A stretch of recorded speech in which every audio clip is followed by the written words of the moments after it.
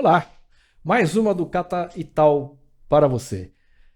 Nos acompanhe nas mídias sociais, nós sempre temos um assunto muito legal para você. Nossos assuntos são para melhorar a nossa autoestima, melhorar a sua autoestima, é fazer você ver o mundo de uma forma diferente. E hoje o nosso assunto é correr. Correr para uma melhor condição física, correr para ajudar pessoas, é juntar tudo isso no prazer de estar vivo e vivendo a vida como deve. Tá? E para falar sobre isso, para falar sobre correr e viver a vida como tem que ser, eu trouxe duas pessoas aqui muito legais, que são meus amigos, tá? Alessandro Freire e Cláudio Urikawa. Vamos começar conversando aqui com o Alessandro, que tem uma história legal de correr, né? Começou cedo, né, Alessandro? Com 5 anos. Tá, você vai me contar então agora dos 5 anos até os 48. Ah, vai demorar, mas vamos lá. É uma conversa longa. Você que está com a gente, pega água, café, cerveja, pega o que você quiser, que o papo vai rolar e vai demorar pra caramba. Mas vamos aí que vale a pena. Vamos lá. E aí, Ale? Conta pra nós aí essa experiência do correr, como é que é isso aí, como tem te levado. A gente sabe da sua vida empresarial na área do turismo, na área da viagem empresarial, na agência, sofrendo todo esse mundo pandêmico que a gente viveu. E eu sei que nesse meio de caminho a corrida salvou novamente. É verdade. As escolas, né, o segmento da educação, hoje usam um termo, né, para os filhos, né, os filhos da pandemia, né? E o projeto Correr com Propósitos, ele é praticamente um filho da pandemia, né? Ele é um projeto, um sonho de quase 8 anos, né? Eu pratico corrida de rua há 10 anos. Eu comecei exatamente por conta de uma questão de saúde. Eu precisava melhorar minha saúde, minha qualidade de vida. E em 2011 eu comecei a praticar corrida, perdi quase 20 quilos. Então tive uma melhoria muito grande. Em 2012 passei por um processo de enfermidade na família, que também a corrida ajudou bastante na questão de ser um momento de terapia. E 2013 foi quando eu me preparei para a minha primeira maratona, 42 quilômetros. É um desafio grande. Para quem estava começando na corrida, né, depois de 2 anos só de corrida, o Cláudio, que já corre bastante tempo, sabe que é pouco tempo para você já partir para uma maratona. E eu comecei a treinar para a maratona. E aí surge a minha experiência e nascendo o projeto, né? Que foi exatamente na experiência do treino. Eu treinava durante a semana, 3 vezes por semana. Eram treinos à noite. Então, a minha agência, já empreendendo na agência de viagem, né? A minha agência ficava ali perto do metrô São Judas. E eu treinava no Parque do Ibirapuera. Então, eu deixava o carro no Ibirapuera de manhã, ia para o escritório e depois saía para treinar, trocava de roupa e ia correndo até o parque. E eu ia correndo ali na Avenida Indianópolis, é uma região de prostituição, né? E eu passava correndo e passava cumprimentando o pessoal que estava trabalhando. E tinha uma galera que achava ruim, porque eu estava atrapalhando ali o negócio deles. E me xingavam, tá? Outros mexiam, outros respondiam. Porque é uma população que é praticamente invisível, né? Porque é um pessoal, quem passa, normalmente passa não querendo olhar, porque é uma situação estranha, né? Não é comum, mas é a realidade de muita gente. E tinha muita gente que no trajeto estava no ponto de ônibus, voltando para sua casa, porque tinha trabalhado. E eu passava cumprimentando, alguns estavam ali. Você era simpático na rua, e eu estava sendo simpático. E aquela experiência estava me fazendo muito bem. E no domingo, que era o que a gente chama de longão, né, Cláudio? Sim, sim. Que é o treino que você tem o maior percurso, né? Principalmente nesse preparo para a maratona. Eu corria praticamente 23 quilômetros, 28 quilômetros. Então era um trajeto que normalmente na minha casa, eu moro perto ali na região da Casa Verde, eu ia até o Ibirapuera correndo, e às vezes eu fazia um trajeto que eu pegava ali o elevado Costa e Silva, o carinhosamente chamado de Minhocão, e ali de manhã, o horário que eu corria era 5h30, 6 horas da manhã. Era um horário que normalmente a população que está em situação de rua, eles ainda estão sóbrios, né? Eles ainda não se alcoolizaram, porque é uma situação que acontece, né, com essa população. Tinha uma ONG que eles montavam uma loja, era praticamente uma loja. E eles doavam roupas, mas era uma doação muito interessante, porque o morador de rua ia até lá, ele se inscrevia ali, e você pegava uma roupa na sua numeração. E eu via que aquilo trazia uma dignidade para quem estava recebendo, né? Porque normalmente quem está recebendo uma roupa, ele recebe a roupa que você está doando. Não tem que escolha. Pode ser o número dele ou não, ele vai colocar um tênis 43 calçando 38. Ele está recebendo o que chegou para ele. Sim. E ele podia ali escolher. Então eu passava correndo e eu ia avisando a galera. Falava, o pessoal da loja tá lá, tal, não sei o que, vai lá buscar sua roupa, tal. Então esse período foi um período em que eu tive esse contato e eu comecei a pensar, poxa, eu gostaria de tentar associar a corrida ou o esporte a algo social, a fazer um bem social. E isso passou, e se foram 8 anos, e eu comecei a acompanhar 2 projetos, um nos Estados Unidos e um no Canadá, que era algo parecido com o que eu consegui fazer aqui no Brasil. Tentei alguma interação para implementar os projetos aqui no Brasil, não consegui. E 2020, quando começou a pandemia, ninguém mais viajava. Eu tinha acabado de mudar o escritório para um espaço de 150 metros quadrados, 20 posições de atendimento, e 20 e poucos funcionários e sem cliente para atender. Ale, deixa eu te interromper, cara. E o resultado dessa corrida de 42 quilômetros em 2 anos? Você não falou, cara. Então, eu terminei a prova. Terminou a prova. Eu corri, a minha primeira maratona foi corri a maratona de Nova York, não, de Buenos Aires. É uma prova plana, uma prova tranquila, assim, tranquila para ser a primeira maratona. Foi em Buenos Aires a primeira? Foi em Buenos Aires. Tá. Eu fiz assim, eu me inscrevi em fevereiro, a prova era em novembro. Tá. Foi no ano que foi 2013, no ano que eu completava 42 anos. Tá. Então era um desafio também. Mas eu consegui concluir a prova. Assim, o pessoal estava desmontando já as coisas. Acho que foi a última medalha que eles entregaram. Eu quase que não consegui pegar a medalha. Assim, mas chegou. Mas cheguei. O joelho destruído e tal. É uma prova que você tem todas as suas sensações, assim, todas as suas emoções durante a prova.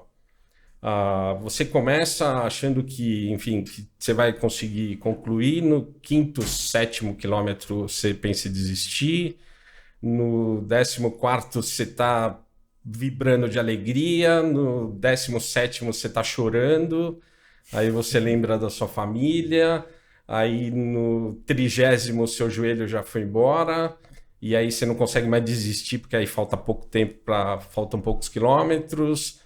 E é muito difícil, mas é um desafio, assim, para a vida. É um negócio, assim, que você vai contar para seus netos, mas que... Mas é a emoção de chegar no fim, cara. É gigante, é um negócio indescritível, assim.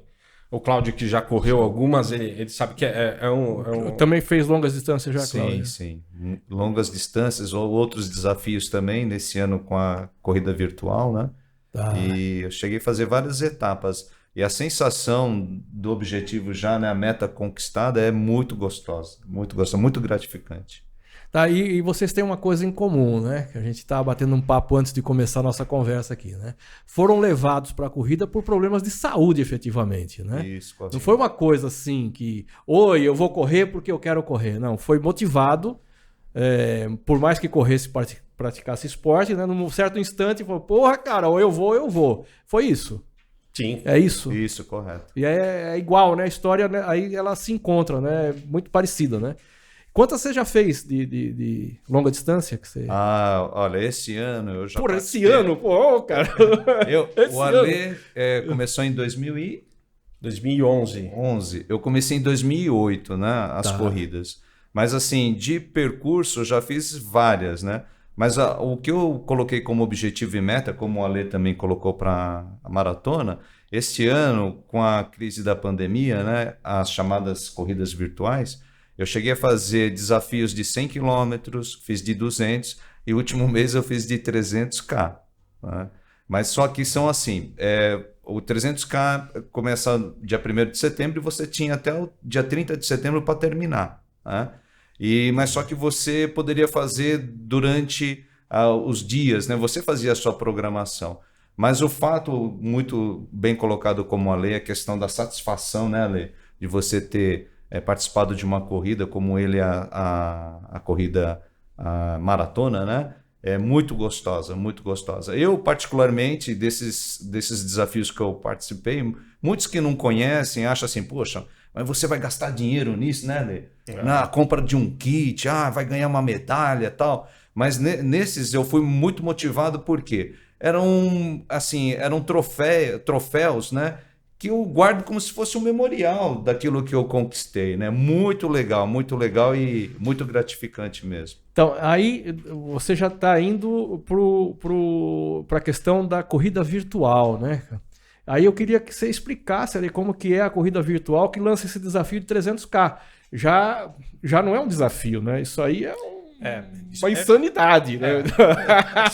Se fosse num único dia, seria uma ultramaratona. Né? Acho que 300K, acho que nem tem, né? Acho que para bike você teria 300K, né?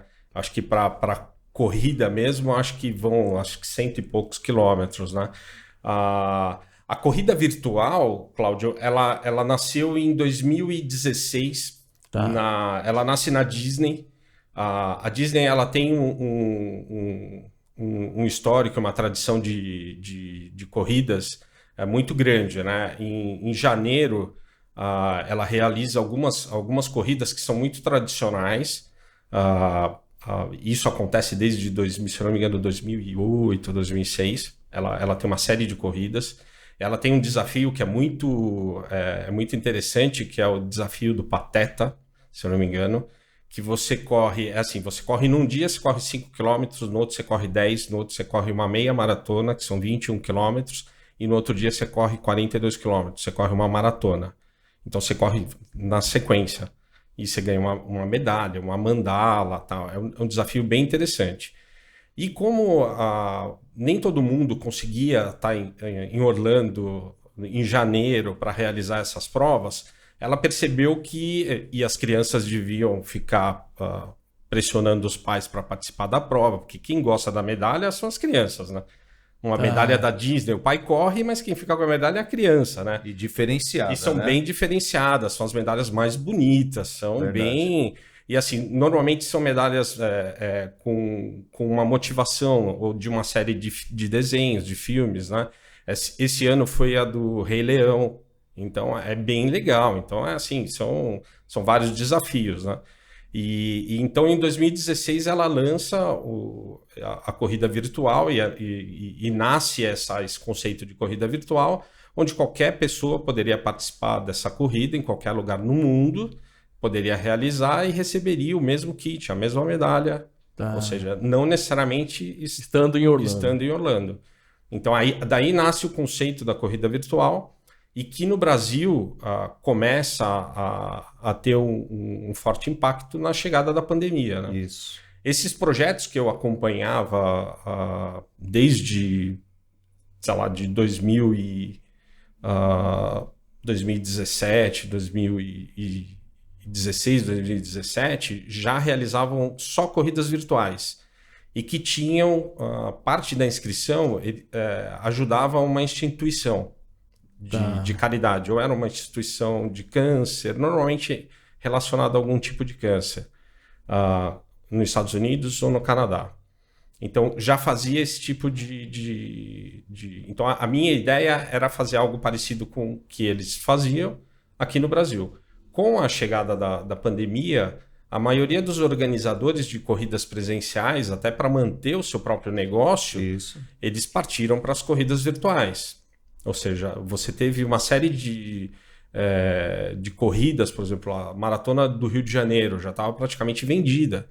Então, ela criou uma modalidade virtual e você, que estava inscrito para a maratona, você tinha a opção de trocar a sua inscrição da corrida presencial para a virtual ou permanecer na presencial e quando tivesse uma liberação, você correr a presencial. Entendi. Mas uma boa parte das corridas presenciais acabaram partindo para a virtual e que hoje você tem de acordo com as últimas pesquisas, né, a Ticket agora, que é a plataforma que a gente utiliza para vender as nossas corridas e que vende também as corridas presenciais, eles fizeram uma pesquisa que saiu recentemente agora, que diz que uma boa parte dos organizadores eles devem manter as corridas num formato híbrido. Porque assim, imagina uma São Silvestre que acontece em São Paulo no final do ano, no último dia do ano. 25 mil pessoas. 25 mil pessoas. Só que você está lá, sei lá, em Recife. Você vai largar sua família no último dia do ano para vir correr uma corrida em São Paulo? Tá, entendi. Agora, se você puder correr virtualmente e receber a mesma medalha, a mesma camiseta que a pessoa que corre presencial em São Paulo e você correr virtualmente lá em Recife, você se inscreveria, né?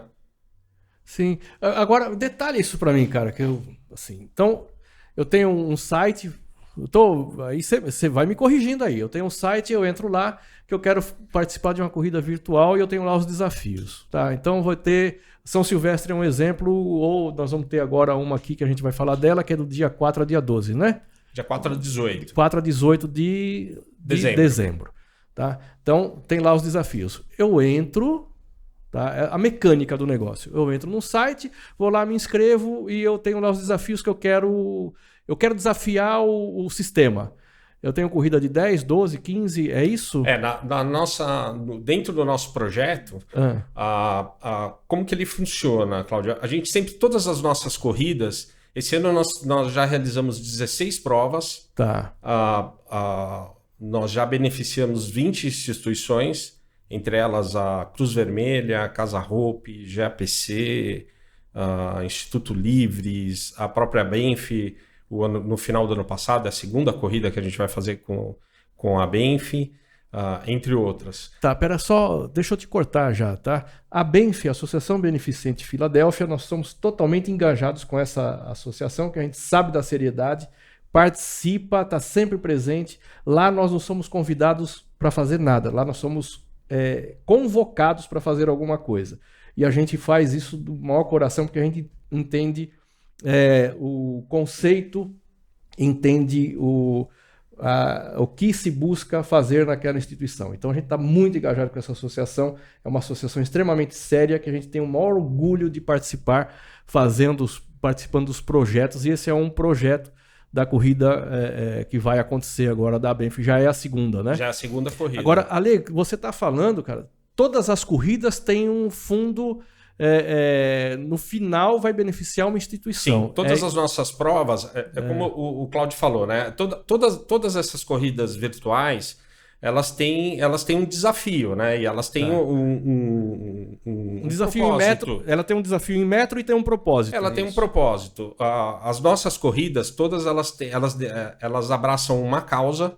Então, esse ano a gente correu no combate à homofobia, câncer infantil. A gente fez a corrida Juntos pelo Sertão para ajudar o pessoal no Piauí.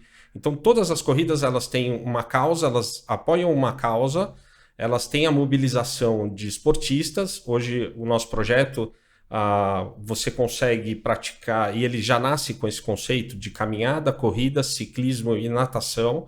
E agora a gente habilitou esportes livres. E tem um repasse de parte do valor da inscrição para a instituição. E também tem uma possibilidade de, no momento da inscrição, do atleta fazer uma doação de um valor livre para a instituição.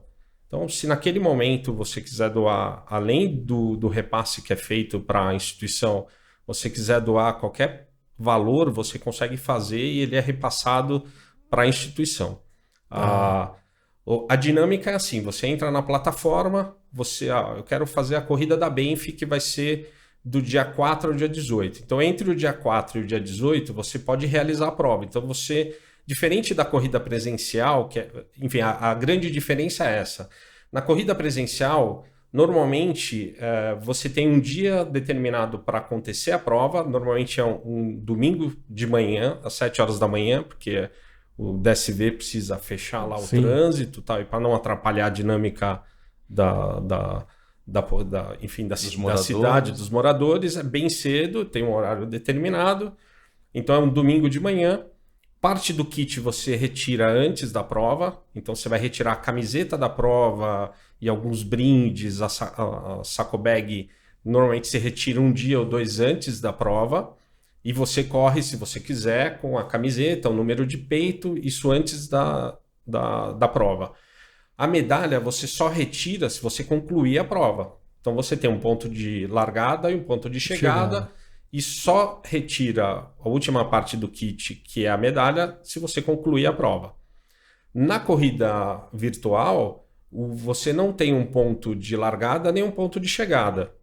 Então você pode realizar a prova aonde você quiser, em qualquer cidade, qualquer lugar. Você pode estar fora do Brasil ou no Brasil, da forma que você quiser, e você só tem esse período que é entre o dia 4 e o dia 18, você realiza a prova. Você pode correr numa esteira, pode fazer uma caminhada, pode ser no parque, na sua casa, dentro de casa. Não importa onde. Não importa onde. Agora, o legal aí é que você não tem o dia ruim, né? Então, a corrida ela é presencial no domingo. Se você levantou gripado ou não, não importa, você só tem aquele dia. Só tem, se você não for, você não ganha a medalha. Não ganha a medalha, você não participou. No virtual, a qualquer momento, você... Pô, hoje eu tô legal, tô bem, então hoje eu vou correr os meus 42. É isso? É isso. E como o Cláudio disse, por exemplo, se você tem um desafio... No caso, o Cláudio Wellington. No Cláudio... o Cláudio que corre. O Cláudio que corre. O Cláudio que corre. No caso do Cláudio, por exemplo, ele foi diluindo a prova em vários dias, mas ele poderia ter forçado um pouco mais em um dia e no outro dia ter descansado um pouco mais. Então, ele conseguiria definir a dinâmica de como ele realizaria o desafio da forma como ele quisesse. Ele precisa concluir os 100 km, 300 km. Tá. E aí, como ele faz? Ele entra na plataforma, escolhe a modalidade, se é corrida, caminhada, ciclismo. Aí ele tem as distâncias. Então, eu quero fazer caminhada. Ele tem 3, 5 e 10 km. Eu entendi. Corrida, 3, 5, 10 e 21 km. E aí ele vai lá e escolhe. Ciclismo também tem a sua distância, natação também. Ele escolheu, se for ciclismo, natação, ele pode medir a distância dele através de um aplicativo de corrida, que é um aplicativo que muitos que praticam corrida utilizam, que é o Strava, que é muito utilizado e muito divulgado, é free. Aí você faz a integração com a própria plataforma de compra. Você comprova ou você tira uma foto do seu... você devolve celular, o resultado. Você devolve o resultado, comprova na plataforma. Na plataforma. Para ver tua colocação.